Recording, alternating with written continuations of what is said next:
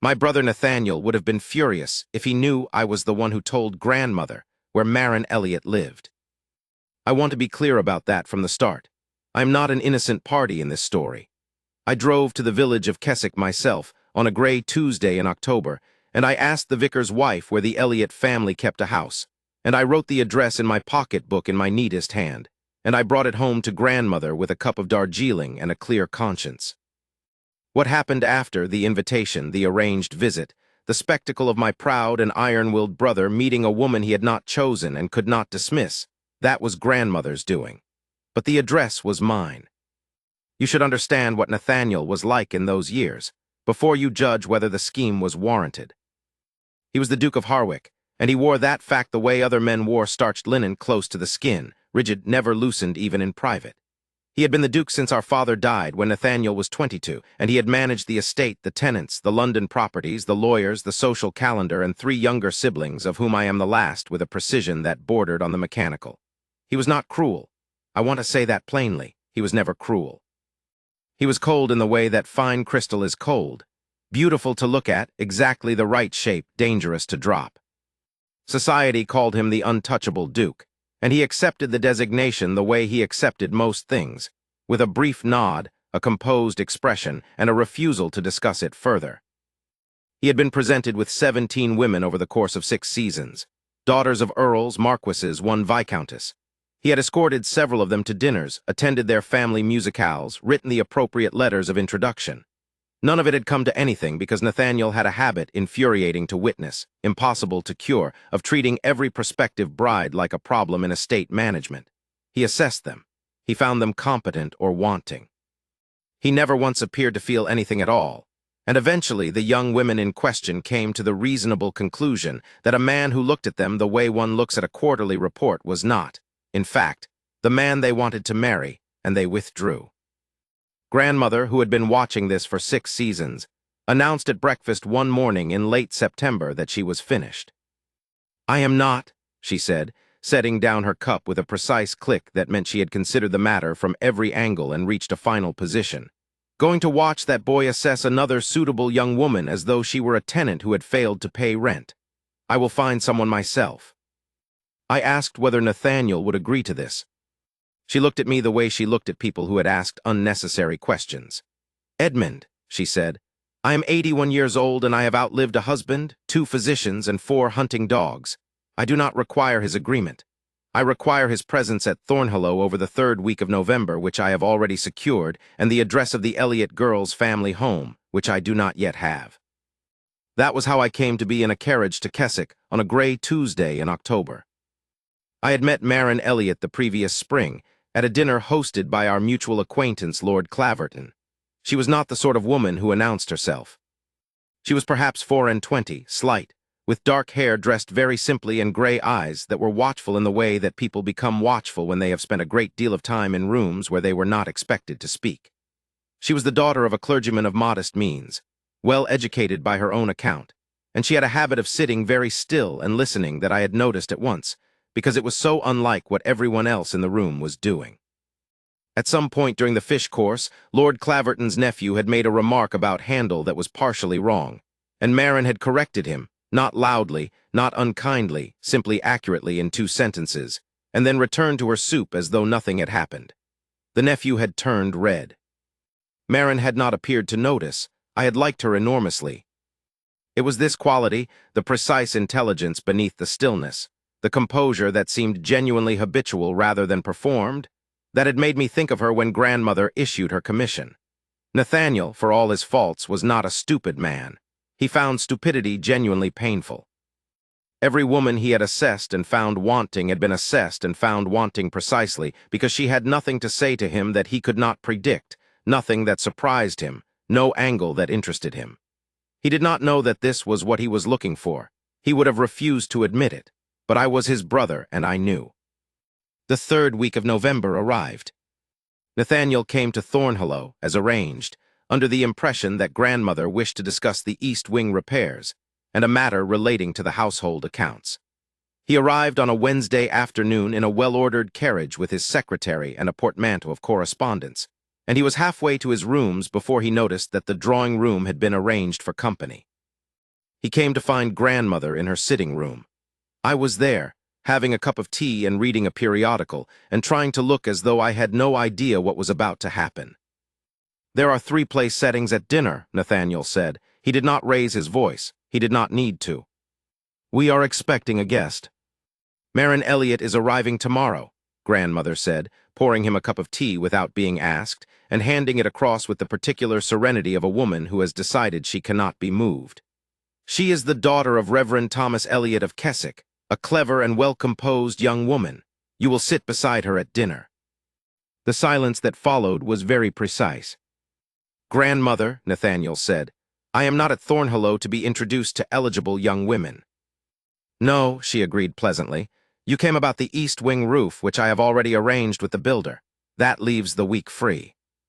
He looked at me. I looked at my periodical.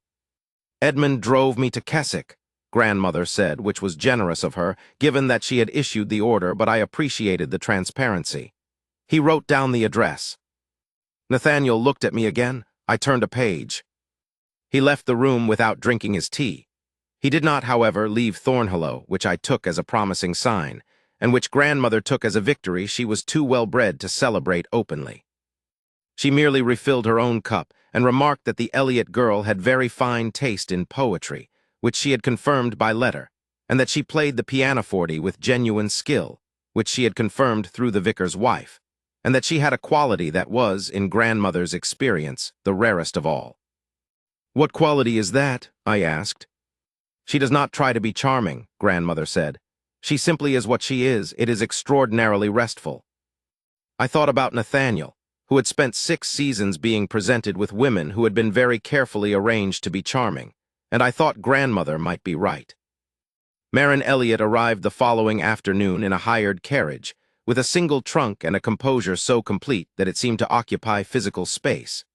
She greeted grandmother with genuine warmth, not the performed warmth of a woman working for favor, but the kind that is simply there as a natural consequence of respect. She greeted me. We were reacquainted without difficulty, and she looked around the entrance hall at Thornhollow with the clear, frank regard of someone who found it impressive without being overcome by it. Nathaniel was not present for the arrival. He had spent the morning in the library reviewing correspondence, and he came down at the last possible moment before dinner, dressed correctly, his expression the careful blank that I had long since learned to read as active resistance. He was introduced. He bowed. Marin curtsied. They looked at one another for a moment, him with the closed appraisal I had seen directed at 17 other women before her with the watchful stillness I remembered from Lord Claverton's dinner, and then dinner was announced, and the moment passed. I sat across the table and watched. Nathaniel, because he was Nathaniel, made a correct and civil attempt at conversation. He asked about Marin's journey. She described it briefly. He asked about the village of Keswick, which he understood to be in a pleasant county. She said it was, and described 2 things about it that were particular and interesting, rather than merely agreeable, and then asked him a question in return. Not a social question of the sort designed to display her interest in him, but a genuine question about Thornhollow's position relative to the river, which she had noticed from the carriage and found geographically curious. Nathaniel answered it, then he added something, then she replied. I noticed that he had stopped looking at her the way he had looked at 17 other women. He was looking at her the way he looked at things that had not been what he expected. After dinner, grandmother suggested music, which was by design. Marin sat at the pianoforte without performance. She did not look to see whether the room was watching. She simply opened the piece she had brought and began. The music was very fine.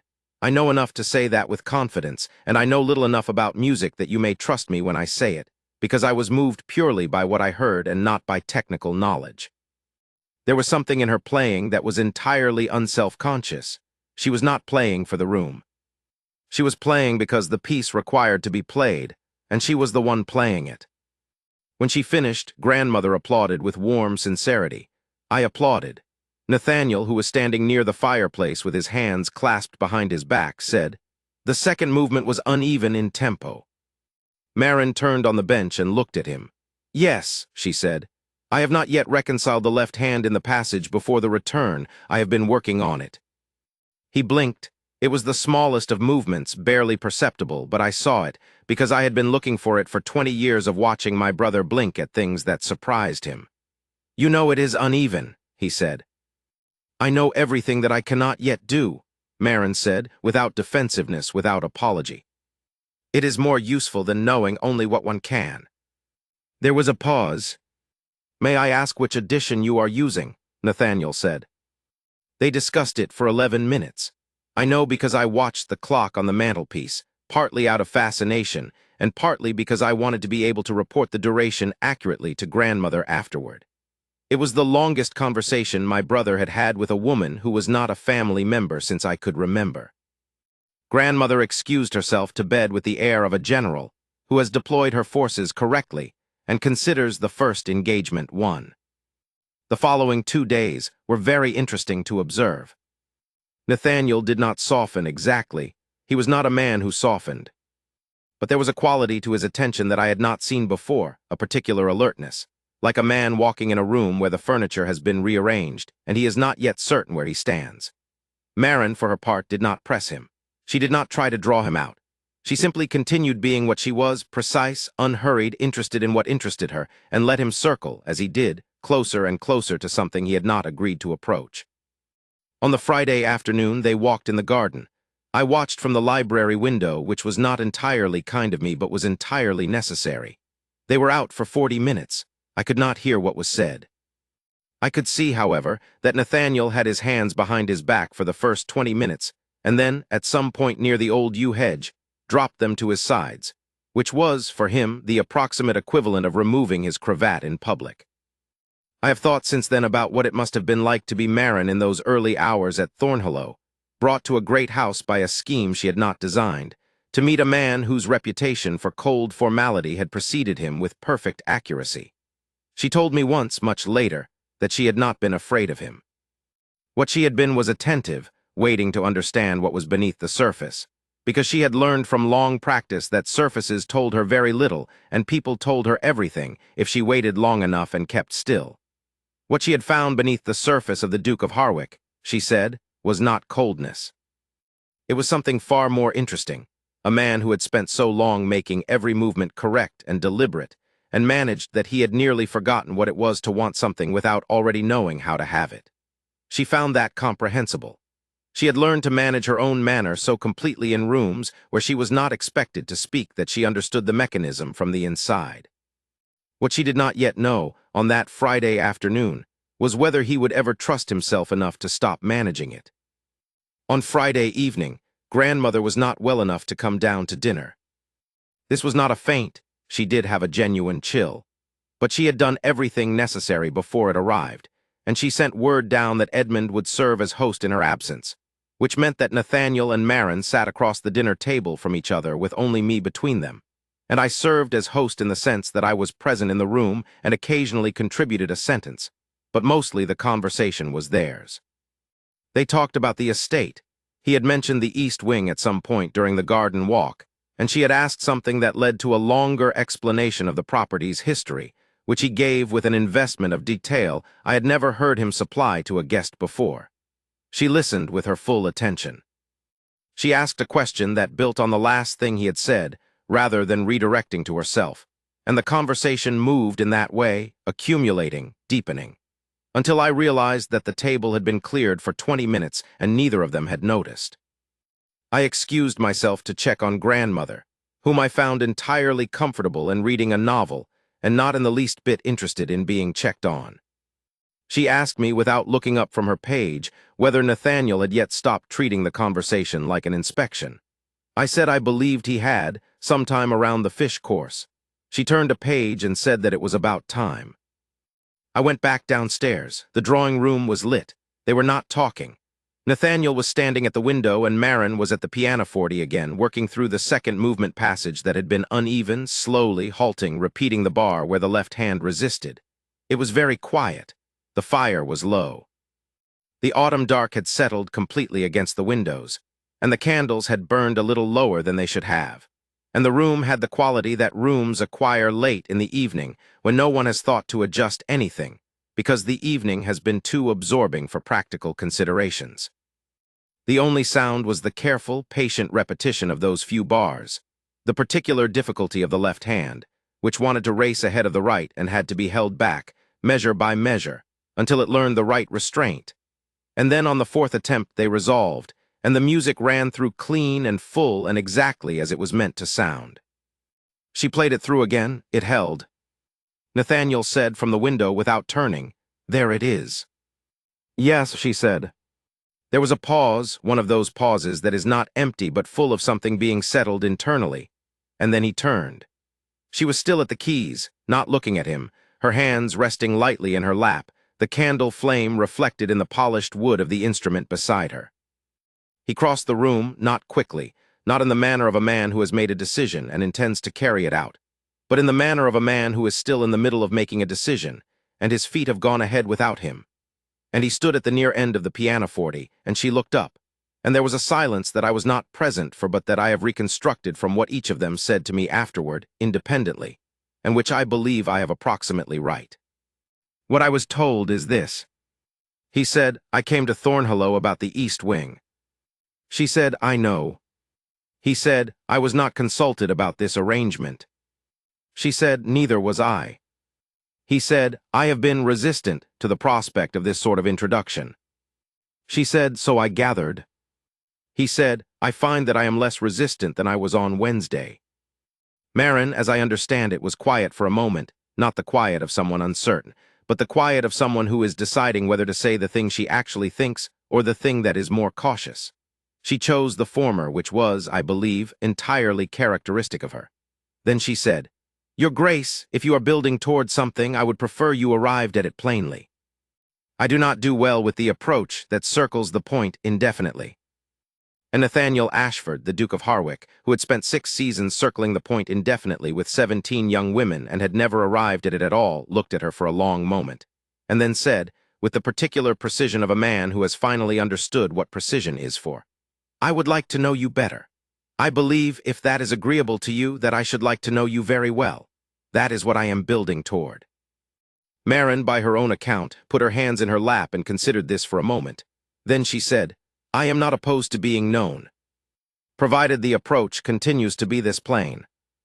What happened after I cannot account for in detail, because I was in the library attempting to read a periodical about agricultural improvements and making very little progress. I can tell you that I heard the pianoforte resume at some point around 9 o'clock and play through the second movement entire, cleanly and without hesitation, and that the sound of it in that cold autumn house was one of the finest things I have ever heard. Grandmother was better in the morning. She came down to breakfast with the contained satisfaction of a general reviewing a field that has gone as intended, and she asked Marin how she had slept, and she asked Nathaniel whether the East Wing discussion had been satisfactorily resolved. Nathaniel looked at her across the breakfast table with the expression of a man who understands that he has been handled by someone considerably more intelligent than himself and has no complaint about it. "The East Wing," he said, "can wait. I have written to the builder." Grandmother poured her tea. "Sensible," she said. She did not smile, or not precisely, but there was a quality about the set of her mouth that morning, a certain completion that I had not seen since before our father died, and I thought, she has been waiting a long time for this, too. The remainder of the week passed differently than it had begun. It was not, I want to be careful here, sudden warmth. Nathaniel did not become a different man. He remained precise, formal in his movements, exacting about everything from the morning schedule to the way the library was kept. He did not abandon the habits of 10 years in 3 days, and no one would have been well served if he had, least of all Marin, who had said plainly that she did not do well with circling the point indefinitely. What he did was let the formality sit further from him, like a coat worn loose rather than buttoned, so that what was underneath it, which was sharper and warmer than the outside suggested, could be seen occasionally in small ways when he was not thinking about managing the impression he made. He held a door for her and then, instead of continuing to walk ahead, which is what he would have done with 17 other women, stopped to wait for her to pass through fully before he followed, and when she thanked him, he said, "I ought to have done that more consistently this week," which was as close to an apology as Nathaniel Ashford had offered anyone in living memory. She said, "You have improved considerably since Wednesday," which made him stop for a moment before he recognized that she was being dry, and then, briefly, and with evident surprise at himself, he laughed. It was the first time I had heard my brother laugh in 2 years. On Sunday morning, they walked out together before the rest of the house was awake, along the river path that runs below the old yew garden. I know because I was awake early and I saw them from my window, 2 figures, her dark coat and his dark coat, walking along the pale frost of the November grass. They were speaking. They walked slowly. The morning light was very thin and clear, coming off the water in a kind of silver diffusion, and the estate was entirely silent except for the distant sound of the river and the occasional crow in the elms beyond the paddock. I watched them for a while. It is not a thing I would normally have done, stood at my window watching my brother and a young woman walk along a river path, but there was something in the scene that held me, something I did not immediately have a word for. I think it was this: Nathaniel's posture was different. He was not standing the way he stood when he was being the Duke of Harwick in public, with the precise formal stillness that said I have considered every element of this moment and approved it. He was simply standing. He had his hands in his coat pockets, which I had not seen him do since we were boys and our father had not yet died, and the title had not yet arrived with its full weight and made Nathaniel into the shape that weight required. He was listening to something she was saying, and he was not arranging his response before she finished. He was just listening. I thought about all the things my brother had managed perfectly over the past 10 years. The estate, the tenants, the properties, the accounts, the social appearances. And I thought about the particular cost of managing everything perfectly, which is that you never allow anything to surprise you. And in not allowing anything to surprise you, you deny yourself the particular pleasure of being changed by the unexpected. Nathaniel had been managing his life with such complete competence that he had, somewhere along the way, stopped living it. The scene had the quality of something I would remember for a long time, not because it was dramatic, but because it was so unlike what I had expected when grandmother set her plan in motion. I had expected resistance, negotiation, perhaps the stiff courtesy of 2 people enduring a family scheme. I had not expected this. 2 people walking slowly beside a river in the early morning because they did not want to walk faster, in a silence between sentences that was entirely comfortable, neither of them performing anything for anyone. The question was formally proposed on the Monday morning. Nathaniel came to find me in the stable after breakfast, which was unusual enough to tell me something had already happened or was about to. He stood outside the stall where I was checking the shoe on my gray gelding, and he said, without preamble, "I am going to speak to Marin this morning." I waited. "I recognize," he said, "that this arrangement was made without my consent."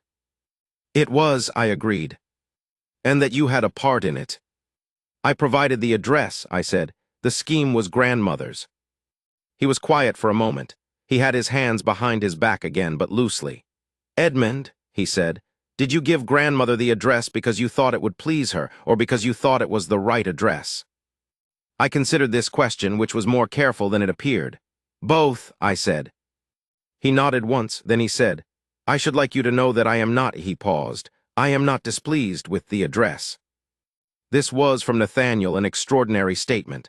I said, "I am glad," and I meant it completely. He left the stable.